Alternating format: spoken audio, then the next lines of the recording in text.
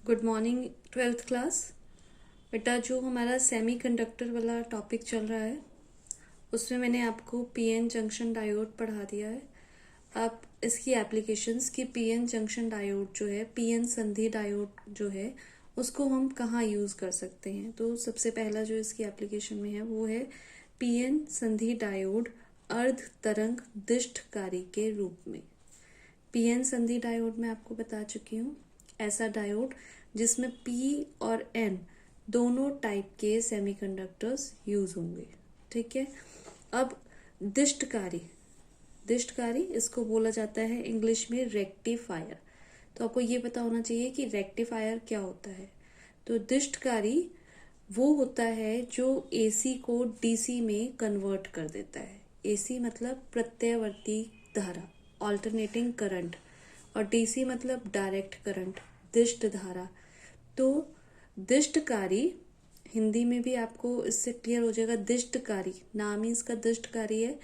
तो रेक्टिफायर वो होता है जो प्रत्यावर्ती धारा या वोल्टेज को दिष्ट धारा या वोल्टेज में परिवर्तित कर देता है, उसको बोलते हैं हम दिष्टकारी। और अर्ध तरंग, अर्ध तरंग का मतलब ये होता है कि यहाँ पर जो हम एप्लीकेशन पढ़ेंगे पीएन संधि डायोड अर्ध तरंग दिष्टकारी के रूप में, जो अल्टरनेटिंग करंट होती है, एसी जो होती है वो इस तरीके से होती है, एक चक्कर में वो ऊपर और नीचे इस तरीके से चलती है। तो एक बार आधे चक्कर में ऊपर और आधे चक्कर में नीचे चलती है।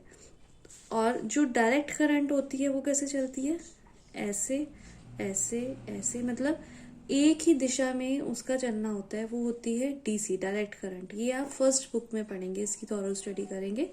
तो जितना बेस आपके लिए रिक्वायर्ड है यहाँ पर वो मैं आपको एक्सप्लेन कर देती हूँ। तो जो दिष्टकारी होता है वो क्या करता है, एसी को डीसी में चेंज कर देता है, बट अर्ध तरंग सिर्फ आधी तरंग को चेंज करता है। तो जब हम पीएन संधि डायोड लगाएंगे तो क्या होगा, ये जो ऊपर वाली आधी तरंग है ये तो डीसी में चेंज हो जाएगी और ये नीचे वाली जो है ये नहीं होगी। तो इसलिए हम यहाँ पर क्या कह रहे हैं, पीएन संधि डायोड अर्ध तरंग दिष्टकारी के रूप में। अब ये इसका डायग्राम दिया हुआ है, इसका जो सर्किट डायग्राम है इसमें आप देख सकते हैं, ये जो है ये है ट्रांसफार्मर। ट्रांसफार्मर के यहाँ लगा है प्रत्यावर्ती निवेशी वोल्टेज। प्रत्यावर्ती यानी कि अल्टरनेटिंग, निवेशी मतलब इनपुट। यहाँ पर जो हम इनपुट डाल रहे हैं वो कौन सा डाल रहे हैं, एसी, अल्टरनेटिंग वाला, प्रत्यावर्ती वाला इनपुट डाल रहे हैं। ये है ट्रांसफार्मर।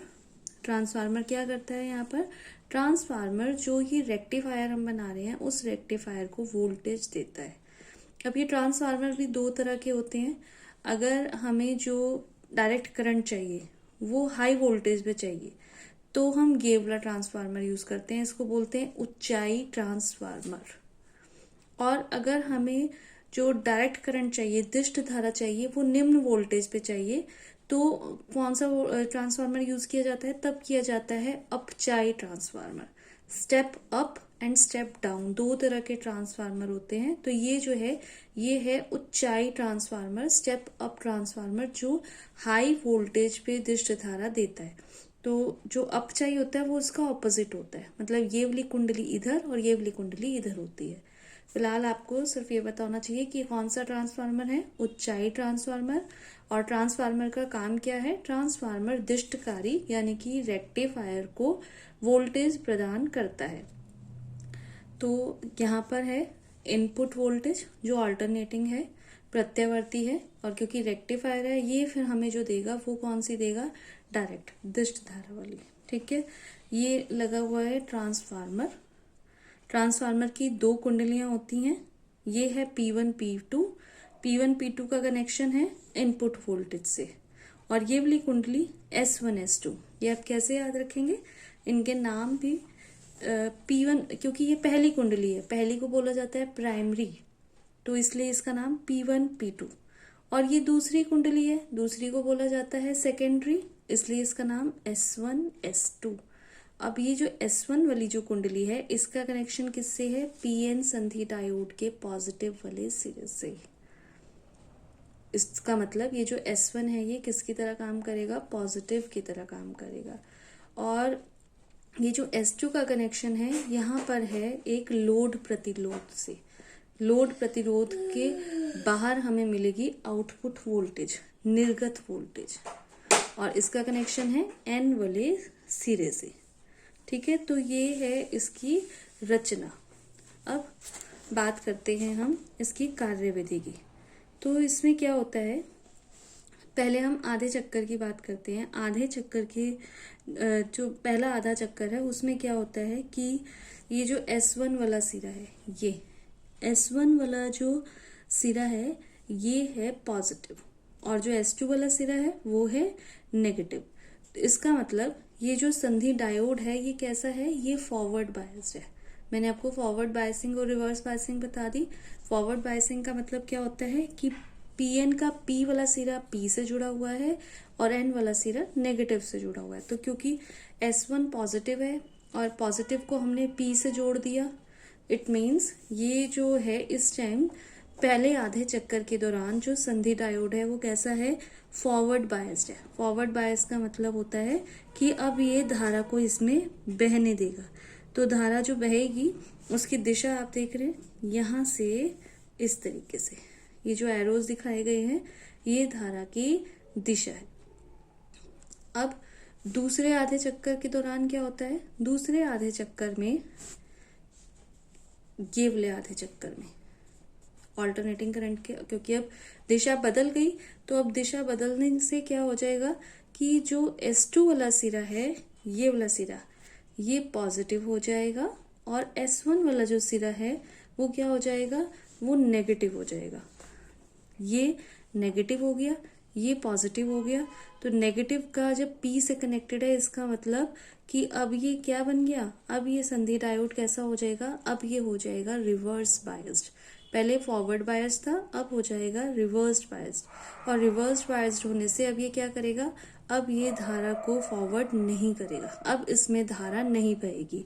तो धारा नहीं बहेगी इसलिए अब ये जो RL है, जो लोड प्रतिरोध है, यहाँ पर अब हमें कैसी धारा मिलेगी, अब हमें यहाँ पर शून्य धारा मिलेगी। तो इस तरीके से ये प्रोसेस चलता रहेगा, क्योंकि ये चक्कर इस तरीके से कंटिन्यू होते रहेंगे। पहले आधे चक्कर के दौरान ये PN जंक्शन जो है ये फॉरवर्ड बायस्ड हो जाएगा, धारा बहेगी ऐसे। फिर आधे चक्कर के दौरान ये रिवर्स बायस हो जाएगा, धारा नहीं बहेगी। फिर अगले आधे चक्कर के दौरान फॉरवर्ड बायस्ड, धारा बही, फिर धारा नहीं बही। तो इस तरीके से ये जो PN संधि डायोड है ये क्या काम करेगा, ये अर्ध तरंग दृष्टकारी की तरह कार्य करेगा और इस तरीके से हमें इसका ग्राफ मिलेगा। ये तो है निवेशी वोल्टेज, मतलब जो इनपुट हमने डाला था वो तो इस तरीके से था, और जो आउटपुट मिला वो कैसा मिला, पहले ऐसे, फिर इस नीचे वाले आधे चक्कर के दौरान क्योंकि PN जंक्शन डायोड जो है वो रिवर्स बायस्ड हो गया तो धारा कुछ भी नहीं बही, यहाँ पर शून्य हो गया। फिर से आधे चक्कर के दौरान फॉरवर्ड बायस्ड, धारा बहने लगी, फिर धारा नहीं बही, फिर धारा बहने लगी। तो इस तरीके से हमें इसका ग्राफ मिलता है, जो तरंग रूप है वो इस तरीके से मिलता है। तो अर्ध तरंग दृष्टकारी के लिए कहा जाता है कि अर्ध तरंग दृष्टकारी में जो निर्गत वोल्टेज है, जो आउटपुट वोल्टेज है, वो कैसी मिलती है, एक दिशीय। एक दिशीय मतलब आप देख रहे हैं एक ही डायमेंशनल में, यूनिडायरेक्शनल एक डायरेक्शन में मिलती है, पर अंतरायिक इंटरमिटेंट। इंटरमिटेंट का मतलब होता है कि थोड़ी थोड़ी रुक रुक कर, ये यहाँ मिली हमें, फिर गैप आया, फिर मिली, फिर गैप आया, तो थोड़ा थोड़ा रुक के, और इस तरीके से हमें धारा या वोल्टेज जो है वो मिलती रहती है। तो इसलिए PN जंक्शन डायोड को क्या कहते हैं, अर्ध तरंग दृष्टकारी के रूप में इसका प्रयोग किया जा सकता है। अब जो इसकी सेकंड एप्लीकेशन है PN जंक्शन डायोड की, वो है PN जंक्शन डायोड पूर्ण तरंग दृष्टकारी के रूप में। तो पूर्ण तरंग दृष्टकारी के रूप में, ये आप इसका डायग्राम देखिए, जब हमें है तो यहाँ पर ऑल्टरनेटिंग करंट ही, पर जो DC मिल रही है वो पूरी की पूरी मिल रही है। ऊपर वाले को DC में चेंज किया, फिर नीचे वाले को भी DC में चेंज किया, फिर ऊपर फिर नीचे वाले को फिर से डीसी में। तो अब हम क्या कहेंगे कि पीएन जंक्शन डायोड जो है वो किस तरीके से काम कर रहा है, पूर्ण तरंग दृष्टकारी के रूप में। तो इसके लिए क्या किया, यहाँ पर भी हमने एक ट्रांसफार्मर लिया, ऊंचाई ट्रांसफार्मर। इसमें ये है इनपुट वोल्टेज जो अल्टरनेटिंग करंट है, और जो बाहर हमें मिलेगी, यहाँ मिलेगी, ये लिखा है निर्गत वोल्टेज। निर्गत यानी कि आउटपुट वोल्टेज। तो जो इनपुट वोल्टेज है वो जैसे उसमें लगाई गई थी, वैसे ही यहाँ पर जो ट्रांसफार्मर की प्राथमिक कुंडली है P1 P2, इसके बीच में लगाई गई इनपुट वोल्टेज। अब जो द्वितीयक कुंडली है S1 S2, इसको किससे जोड़ा गया है, द्वितीयक कुंडली को 2 डायोड इसमें यूज किए गए हैं, तो इसलिए डायोड के नाम दे दिए, ये D1 और ये D2। तो S1 और S2 को किससे कनेक्ट किया गया है, D1 और D2 के P सिरे से, पॉजिटिव वाले से। ये भी P, ये भी P, इसको किससे कनेक्ट कर दिया, S1 और S2 से। और जो इनके N सिरे हैं, डायोड्स के जो N सिरे हैं, ये एक दूसरे से जुड़े हुए हैं। अब लोड प्रतिरोध जैसे उसमें था, लोड प्रतिरोध को कहाँ जोड़ा गया है, ये लोड प्रतिरोध है, इसको कहाँ जोड़ा गया है, जो डायोड के N सिरों को जो जोड़ रही है तार, ये N सिरों को जो तार जोड़ रही है उसमें, और ये जो द्वितीय कुंडली है S1 S2, ये जो इसकी द्वितीय कुंडली है, इसके केंद्रीय अंश का निष्कासित, मतलब जो सेंट्रल टैपिंग करके जो एक टर्मिनल है, मतलब इसके सेंटर में जो एक टर्मिनल है T, वहां पर और N को जोड़ते हुए तार के बीच में हमने जोड़ दिया एक लोड प्रतिरोध RL, और यहाँ पर हमें क्या मिलेगी, निर्गत वोल्टेज, मतलब आउटपुट यहाँ मिलेगा।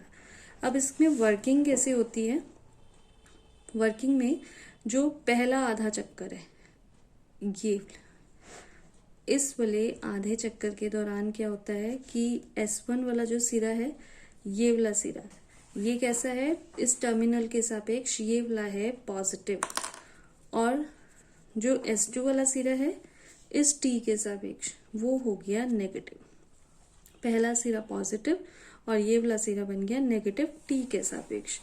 तो अब इस स्थिति में क्या होता है कि ये वाला जो जंक्शन है, सॉरी, ये वाला जो डायोड है D1 डायोड, ये कैसा होगा, फॉरवर्ड बायस्ड, ये वाला होगा रिवर्स बायस्ड। क्यों, फॉरवर्ड बायस्ड में क्या होता है कि P जो है वो पॉजिटिव से जुड़ा होता है, तो P S1 से जुड़ा हुआ है और S1 पॉजिटिव है, तो ये तो हो गया फॉरवर्ड बायस्ड। और यहाँ पर P जो है S2 से जुड़ा है और S2 है नेगेटिव, तो ये हो गया रिवर्स्ड बायस्ड।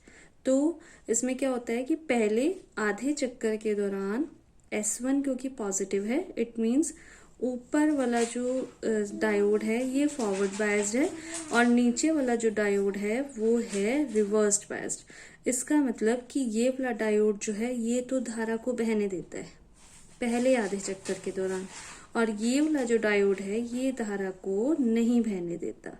तो धारा की दिशा कौन सी होगी, इस तरीके से धारा बह रही है, ये पॉजिटिव से नेगेटिव की तरफ धारा बह रही है। तो पहले आधे चक्कर के दौरान धारा इस तरीके से बहने लगी।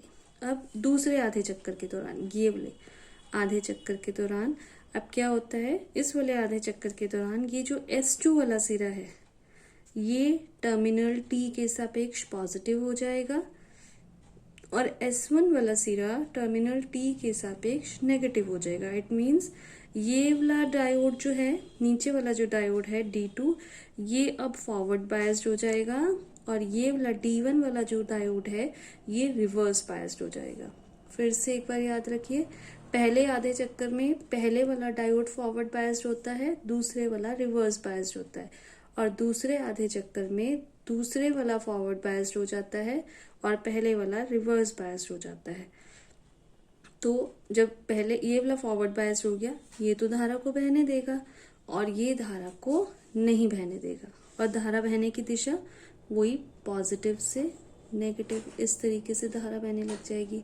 तो अब देख रहे हैं कि जो इस तरीके से हमें नीचे वाले आधे चक्कर के दौरान भी जो है वो धारा मिलती है, और धारा की दिशा सेम है, यहाँ पर भी धारा की दिशा इधर, यहाँ पर भी धारा की दिशा इधर। यहाँ इस तरफ भी धारा ऐसे, इस तरफ भी धारा ऐसे।